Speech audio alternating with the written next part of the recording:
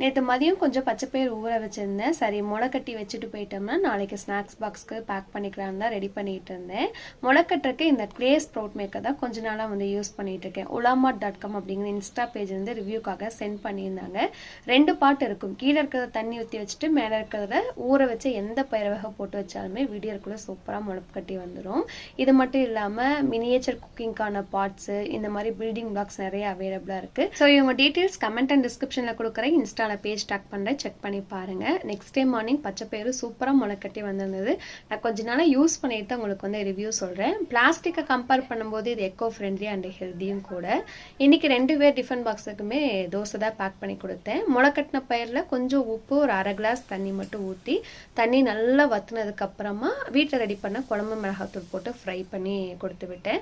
தோசைக்கு தொட்டுக்கிறதுக்கு வீட்டிலே ரெடி பண்ண கருப்பு எள்ளு மிளகாப்பொடி, அவனுக்கு அது ரொம்ப பிடிக்கும். அதான் வந்து இன்றைக்கி பேக் பண்ணியிருந்தேன்.